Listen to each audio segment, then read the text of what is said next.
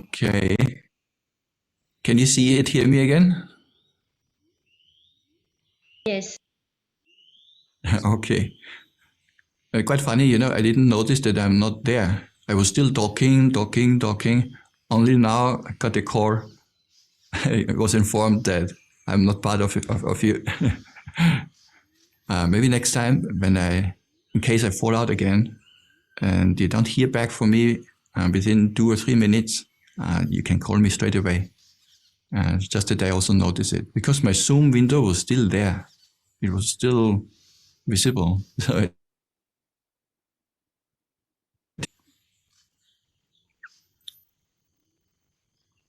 So I'm wondering, what is actually the last thing that you have heard me say?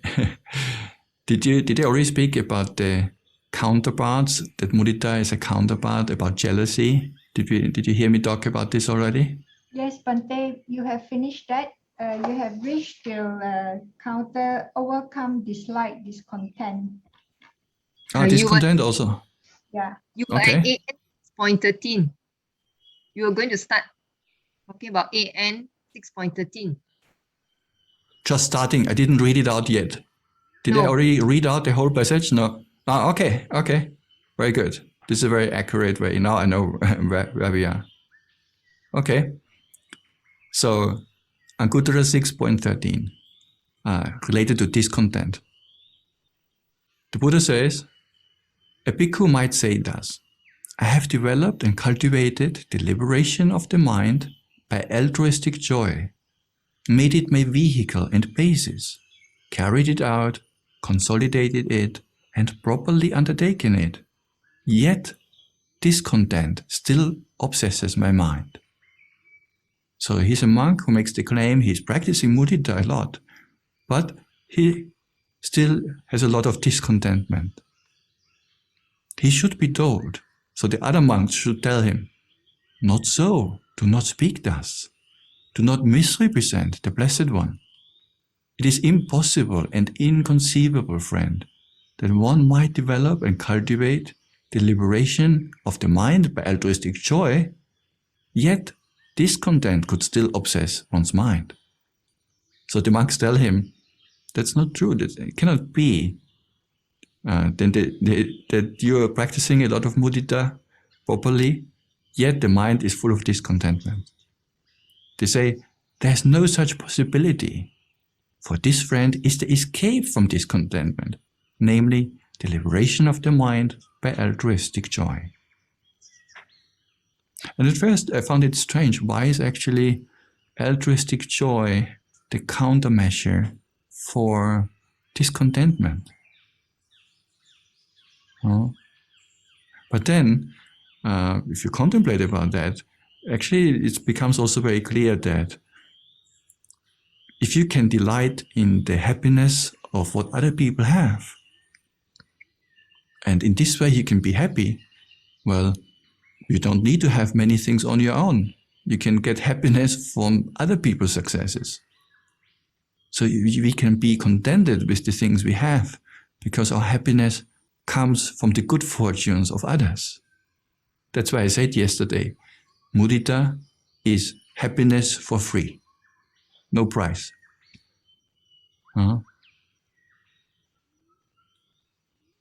And because you can be happy already, you don't have to chase after a fat promotion or all these things, a lot of money, sense pleasures, whatever we do normally in order to be happy. We don't have to run after that if we can be happy already without investing and spending so much time or sometimes money to get those things which we usually think will make us happy. Because in the end, the reason why we want a promotion and all these other things is not for its own sake. It is because we imagine that these things will give us happiness. So if I can be happy based on the good fortune that others have, I don't have to struggle 8-12 hours a day and in this way get the opportunity to make holiday at a special place once a year. No, because you can be happy already.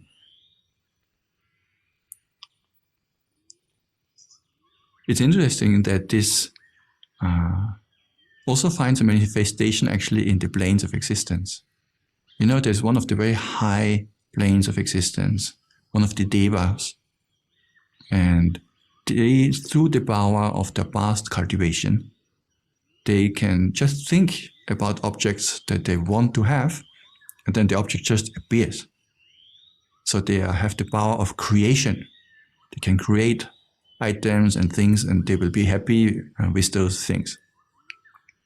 So it's a very, very high plane of existence to be reborn based on a lot of generosity, virtue, and so on.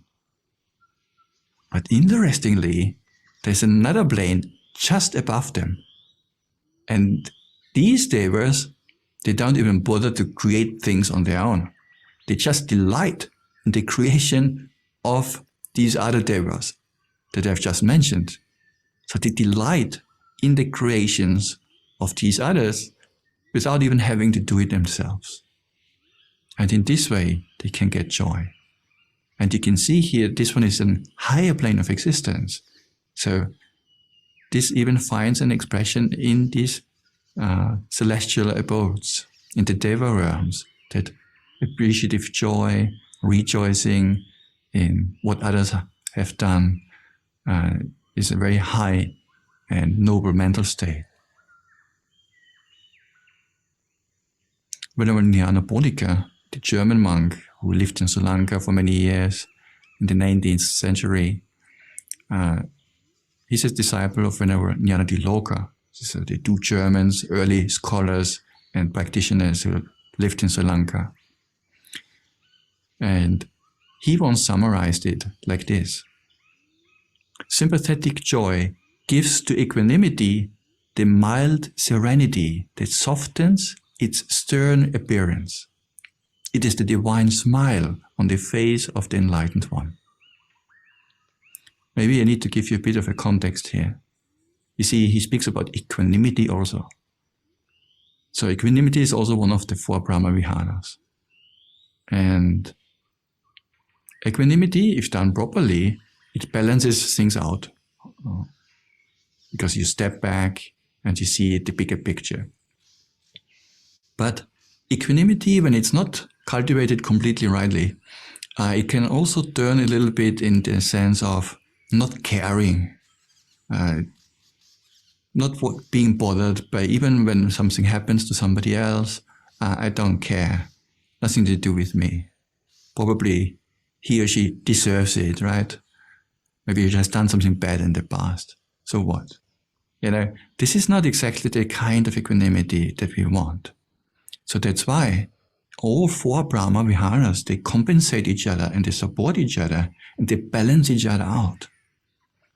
So it's not so healthy to give only emphasis on one to the exclusion of the others. So equanimity, when it becomes like that, it can benefit from the other Brahma Viharas. That's why Āyasmā-ariyadhammika here says, sympathetic joy gives to equanimity the mildness, the mild serenity that softens its stern appearance. It is the divine smile on the face of the enlightened one. Wow. There's actually a very good article and summary about Mudita. It's called Mudita, the Buddha's teaching on unselfish joy, where 4 essays are compiled by Venerable Āyasmā-ariyadhammika, Natasha Jackson, C.F. Knight, and Oates. It was published in one of these real newsletters. Maybe I can post the bookmark, I can post the link, and then you can look it up later. Let me see.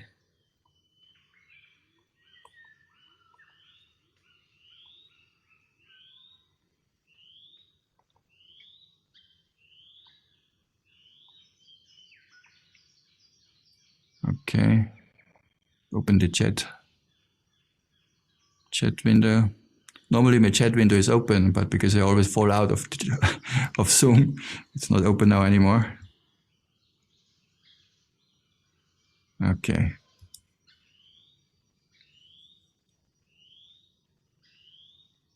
good. So you can have a look at that at some later point in time.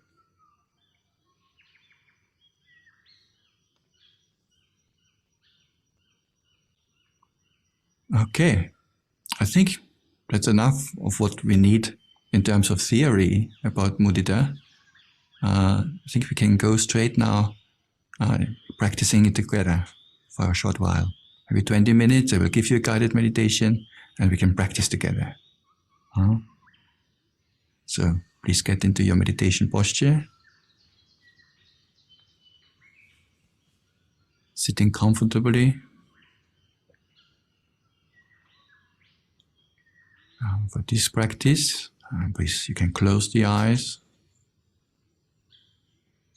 Sitting upright, yet relaxed.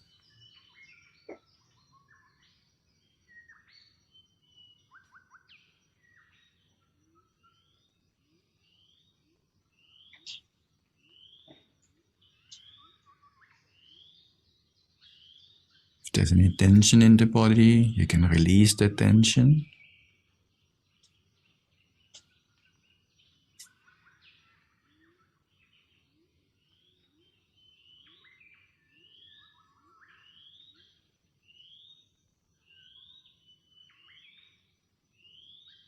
You're letting go of the past and the future.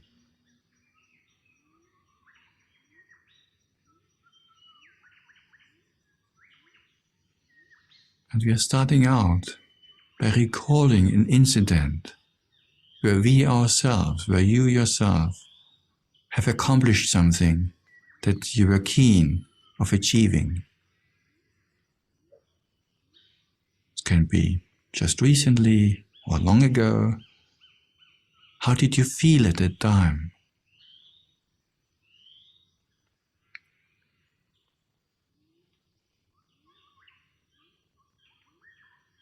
Some kind of success, either in private life or in professional life.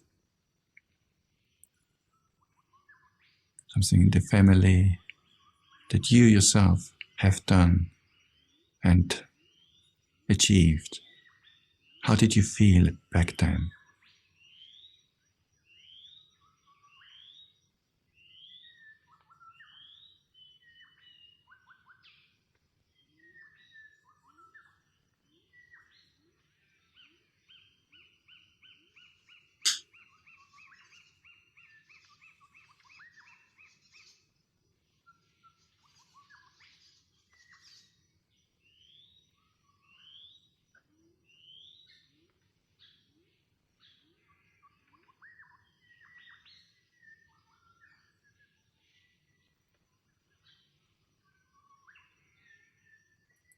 There was a sense of joy, happiness, a sense of accomplishment,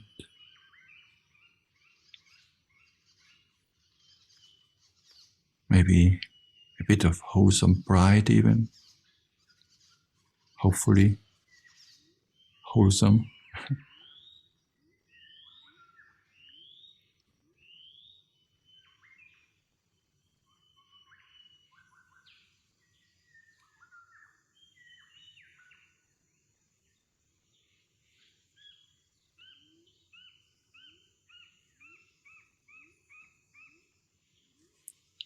And next, we can also remember as an incident where a family member or a close friend accomplished something that was very important to him or her. How did he or she look at that time? How did she feel at that time, having accomplished what she was working for so hard? How must that have felt for her?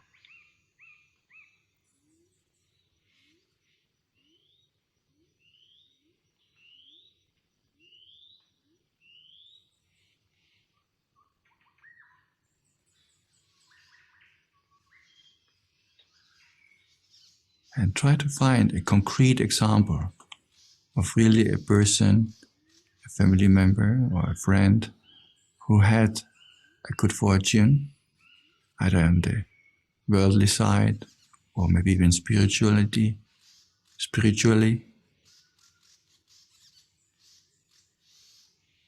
How must that person have felt at that time?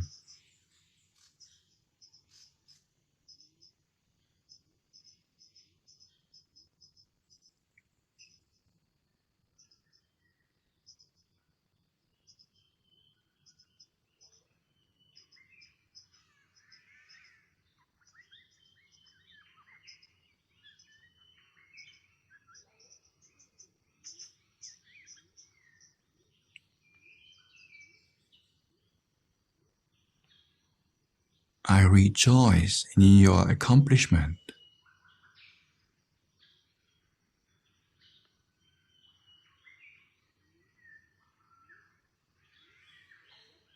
I am glad that you succeeded.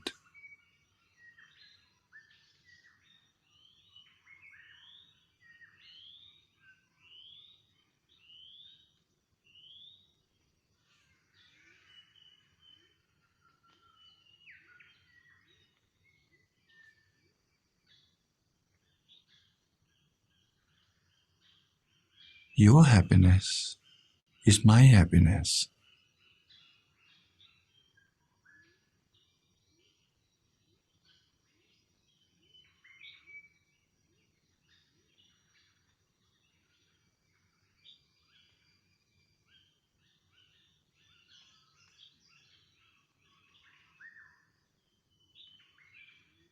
And may you not be parted, may you not be separated from the good fortune that you have attained.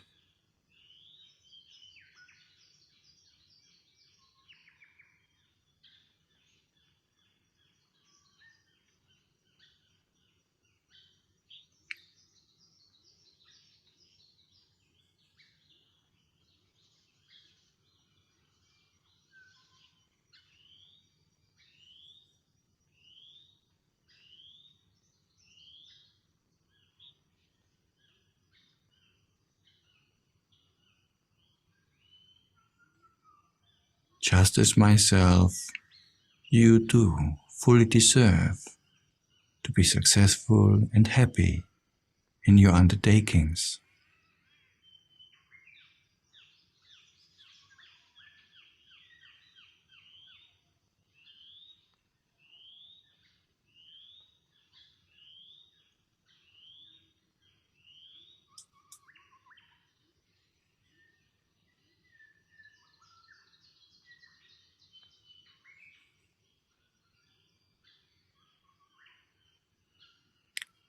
We can support our own sense of joy by having also a little bit of a joyful facial expression. Maybe a little bit of a smile can help already. It makes it easier for joy and happiness to arise in the mind.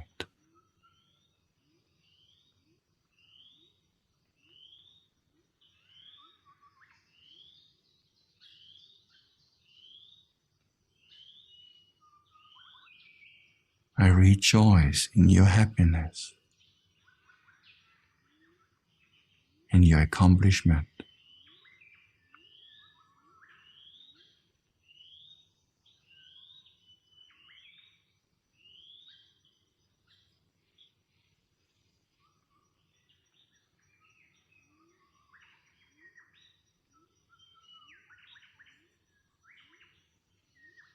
I'm glad that you succeeded.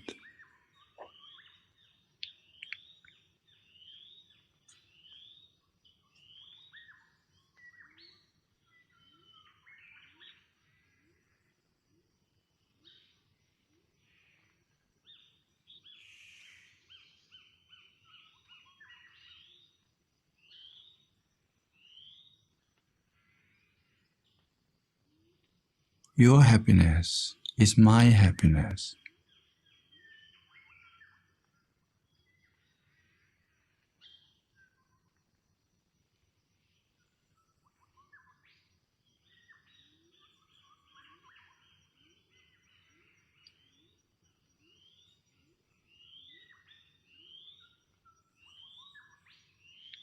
May you not be parted from the good fortune you have attained.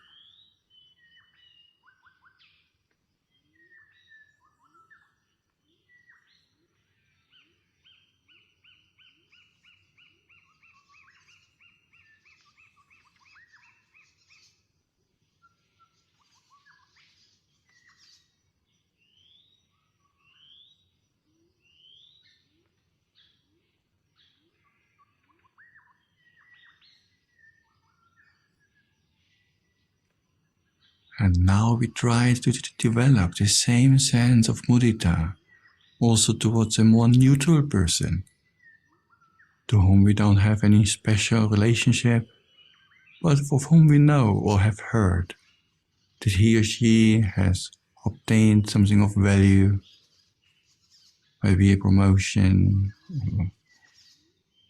some success in one part of their life or another.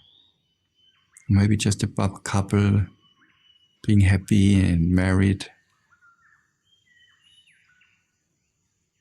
Can be a neighbor or a very distant acquaintance.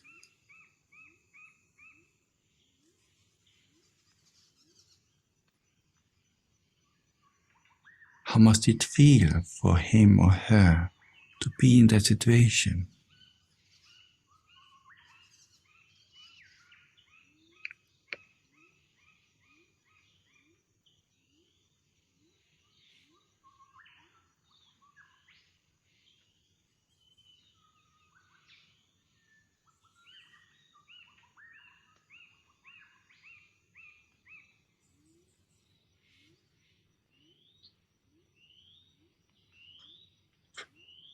I rejoice in your accomplishment.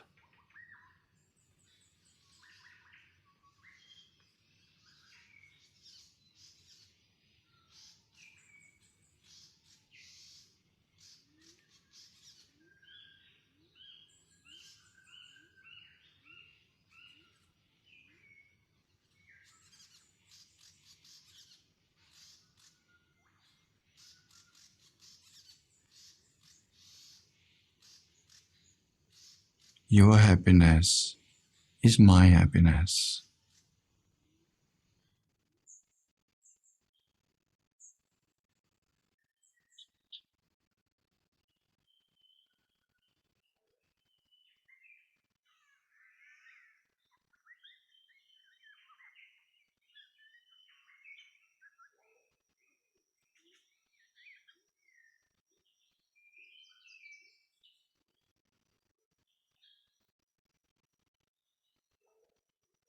Just as myself, you do fully deserve to be successful in your undertakings.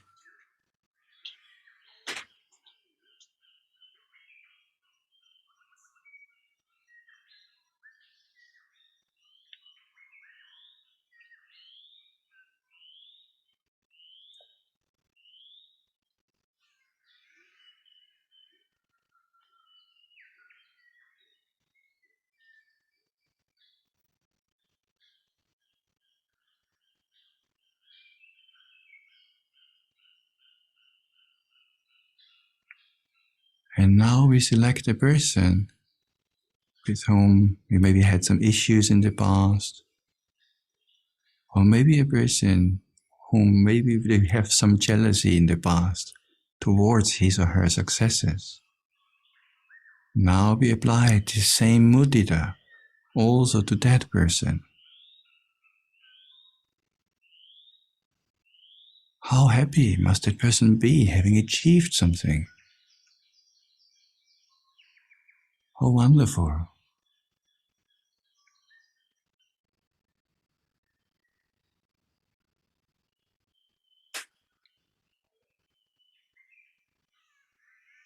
I wholeheartedly rejoice in your accomplishment.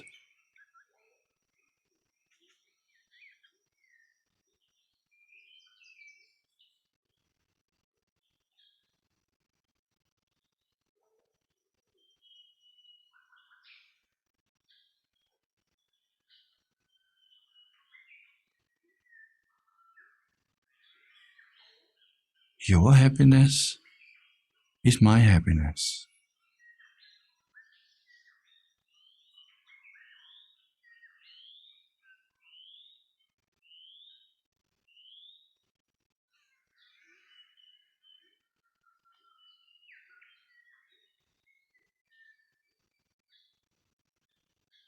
May you not be departed or separated from the good fortune you have attained.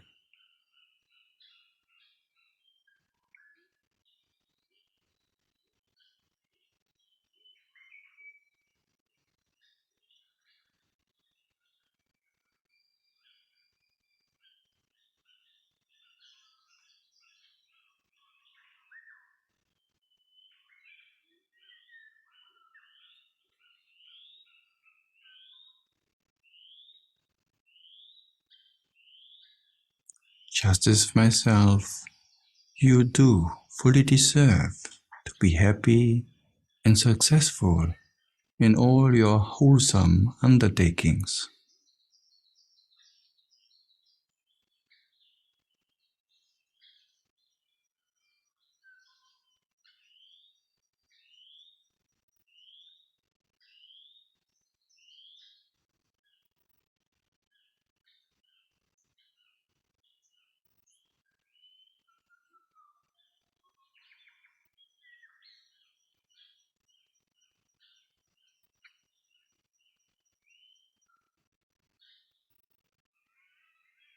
Let us now break down the barriers and distinctions between a dear person and neutral or an averse person.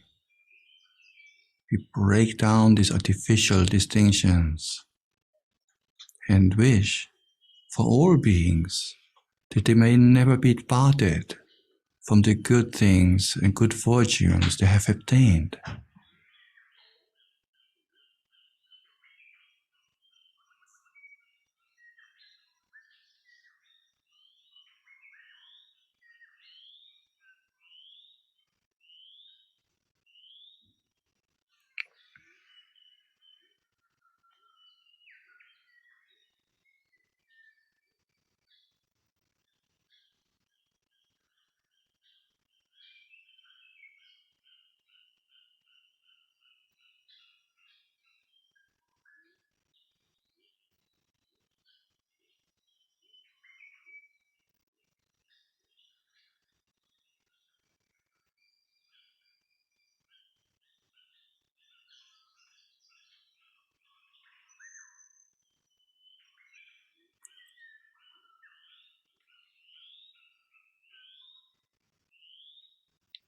All beings in all directions, may they all be united with the good things they have encountered, and I'm happy with them.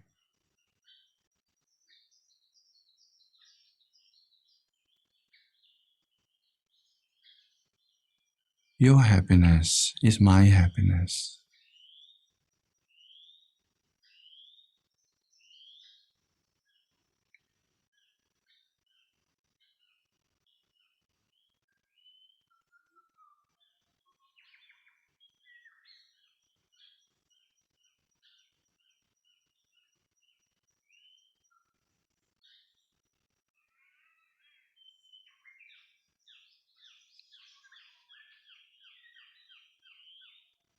I will abide, pervading 1/4 with a mind imbued with empathetic joy. Likewise the second, likewise the third, likewise the fourth. So above and below, around and everywhere, and to all as to myself. I will abide, pervading the all-encompassing world with a heart imbued with empathetic joy, abundant, exalted, immeasurable, without hostility and without ill will.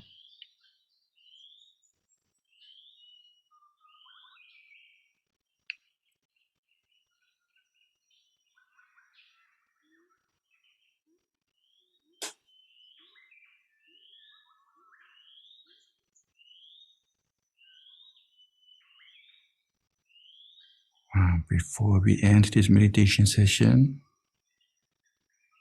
keep your eyes closed for a few more moments and look inside. How does the mind feel after having practiced mudita for 20 minutes to 30 minutes? What's the quality of the mind right now?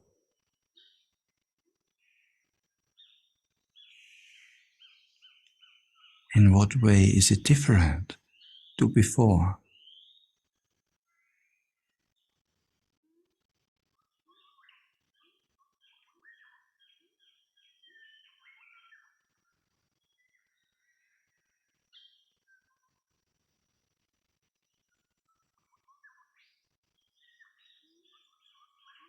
Maybe there's a sense of softness, of care, of happiness.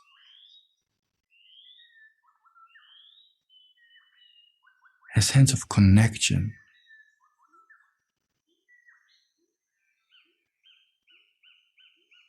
Or maybe it's more neutral. The mind is just calm.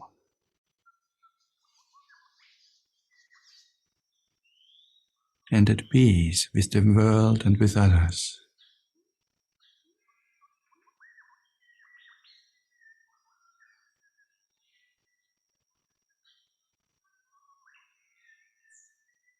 However it is, notice that.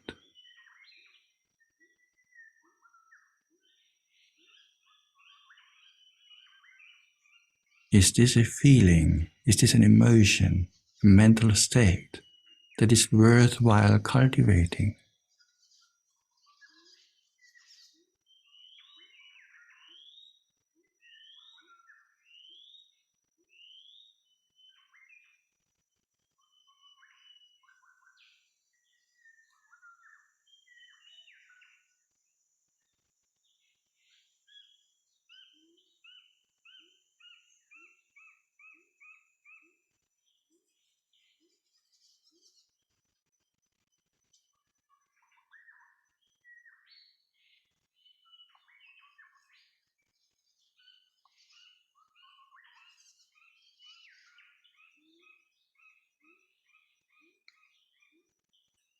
And then when you feel ready, feel free to open your eyes again.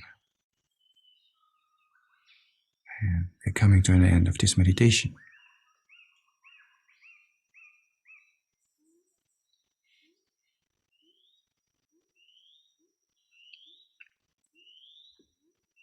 Okay. I hope everyone had a good, at least a joyful or at least not unpleasant experience, and you could tap into the feeling of getting the joy from the well-being of others. We have consumed quite a bit of time earlier with other events and technical issues, so we will not do now straight away a kind of feedback or Q&A session. We just maintain that quality of heart that we've just cultivated and try to leave that momentum and keep it going and let it pervade also our being throughout the rest of the day. The sense of joy for the good things that other people have accomplished, including our friends here. I see so many successful, and I see many people here who have good fortunes going on. So it's very easy to rejoice in each other's good fortunes.